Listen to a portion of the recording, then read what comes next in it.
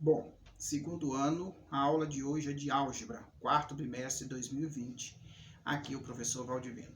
Pessoal, lembrando vocês que está previsto o retorno presencial para o dia 26 de outubro. É óbvio, se isso for acontecer, a diretora, a coordenadora, todos entrarão em contato com vocês e com os pais. Pessoal, lá vocês vão ter a opção, porque continuarei tendo essas aulas remotas, tá? Vai ter presencial e vai ter as aulas remotas. As aulas remotas são essas aulas gravadas. Vocês assistem em casa, tá? Então, porque, por exemplo, você mora com uma pessoa de risco, você não quer expor a sua família, então você vai continuar assistindo essas aulas remotas. Aí fica a critério de vocês, não interfiram, tá? Mas com certeza, se for realmente voltar presencial, o ensino médio está previsto para o dia 26 de outubro. A diretora e a coordenadora vai avisar vocês. Enquanto isso, vamos dando sequência aos nossos vídeos de aulas todos remotos. Pessoal, lembrando vocês que esse é o primeiro vídeo do quarto bimestre, tá? E nós já vamos entrar nos logaritmos. Lembrando vocês que o terceiro bimestre, vocês já fizeram até prova, foi referente a todas as funções exponenciais. Agora vamos estudar a função logaritmo. Então vamos para a nossa aula de hoje? Bom, segundo ano, estamos aqui mais uma vez, né? Dando sequência às nossas aulas à distância, nossas aulas remotas. Pessoal, lembrando vocês que já entramos no quarto bimestre. Significa que o ano acabou. Porque o quarto bimestre não passa, ele voa. Quando vocês pensarem que não, já estamos no mês de dezembro. Mas vamos lá, pessoal. Não desanime, agora é que vocês têm que ter aptidão e força. Função logarítmica. Definição. É uma lei de formação dada por um logaritmo. Pessoal, toda função de logaritmo ela vai estar representada no seguinte formato. Olha aqui, você tem f de x, f significa função, a variável x, log xb, sabendo que b aqui é a base, x é o logaritmando, tá? Ou pode estar representada assim, ó, y é igual log b, é a base, é o número que está colado na perna do g, e o x um pouco acima. Pessoal, tanto esse fx como o y é representação de função, tá? Condição de existência. Isso aqui que você não pode deixar de fazer. O b ele tem que ser maior do que 0 e o b diferente de 1. Pessoal, se você lembrar dessa condição de existência, ela lembra muito o que nós já acabamos de ver no terceiro bimestre. Função exponencial, né? B não é a base? Ela tem que ser maior do que 0.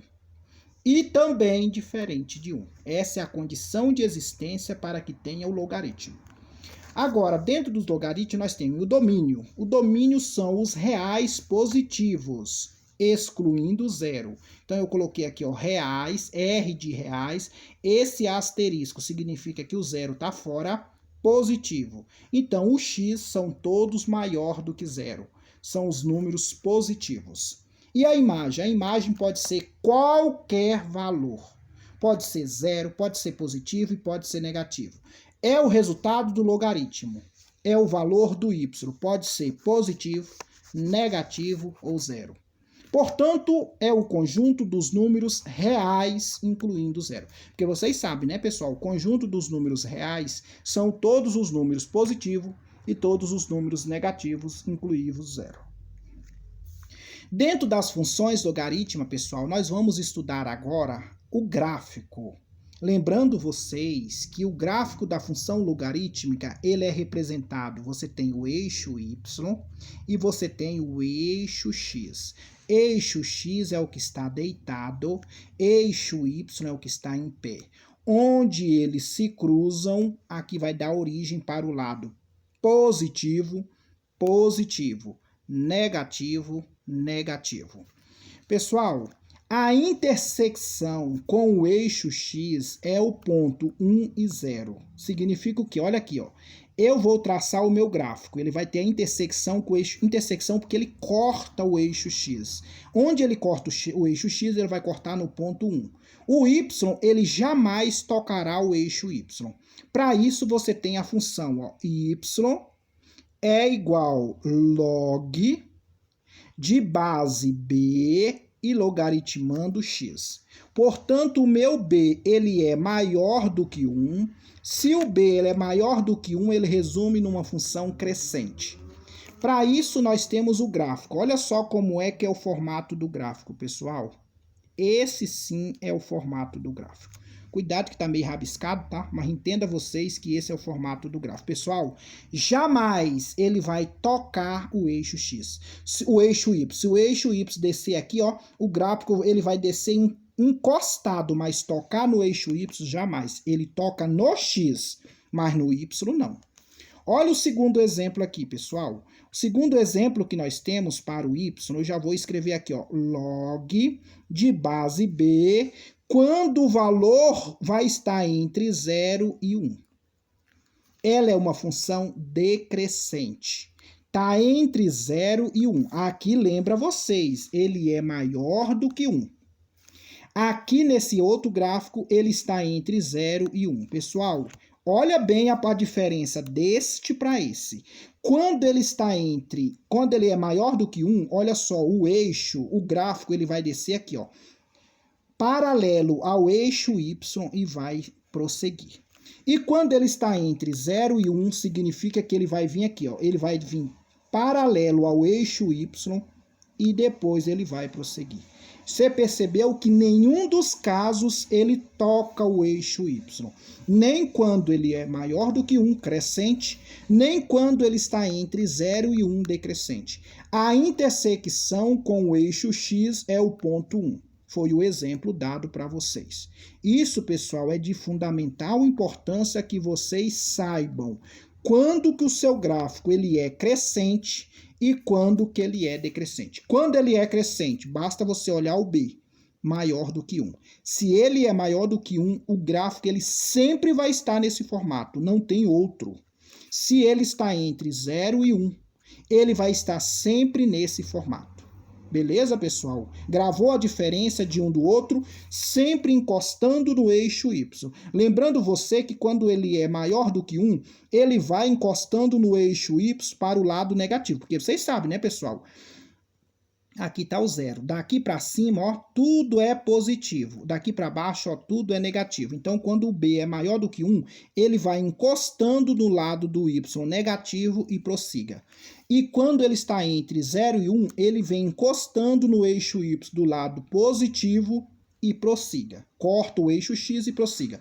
Ele nunca toca o eixo Y, só vai paralelo. Entendeu? Lembrando vocês que aqui é tudo positivo, ó. E aqui é negativo, a mesma coisa do X, negativo, e aqui tudo é positivo. Beleza? Tá claro, pessoal? Beleza. A diferença que vocês vão ter que observar é nisso aqui, ó. Beleza, vamos fazer um exemplo? O exemplo que nós temos aqui agora, pessoal, é um exemplo bem prático. É o seguinte. O logaritmo que eu tenho aqui é y é igual log x base b. É a função.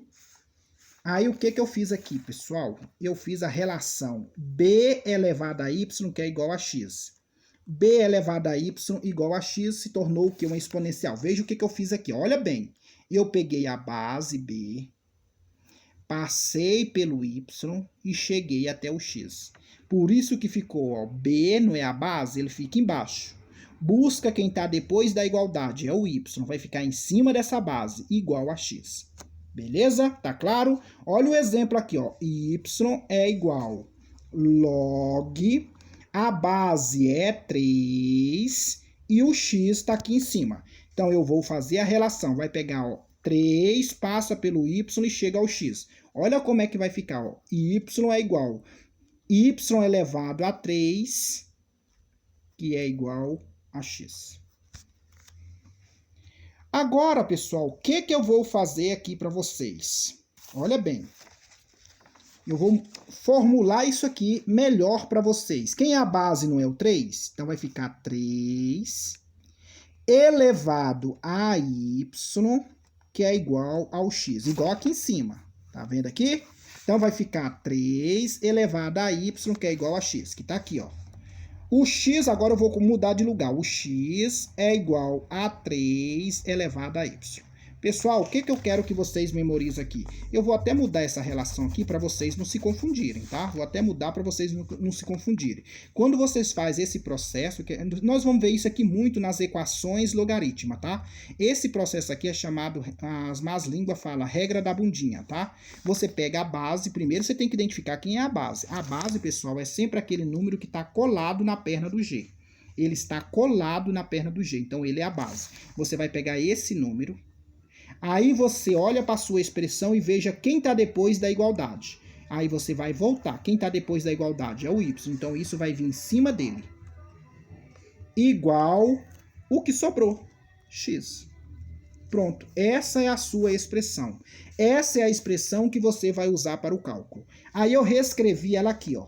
Só mudei de lugar o x com o 3y. Então ficou x igual a 3y. Aí, só que agora, pessoal, eu vou atribuir valores. E o valor que eu vou atribuir vai ser para o x. Para x eu vou atribuir 1/9. Vou atribuir 1/3. Vou atribuir o número 1. Vou atribuir o 3 e vou atribuir o 9. Eu quero que você constrói o gráfico dessa função. Beleza, como é que eu vou fazer isso, pessoal? Você vai fazer o cálculo com cada um desses elementos. Vai com calma para que você não erre os seus cálculos. Porque se você errar seus cálculos, é óbvio que você vai errar o seu gráfico.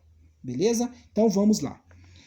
Sabendo que esses são os valores de quem? Para x. Então vai ficar 1/9, que é igual a 3 elevado a y.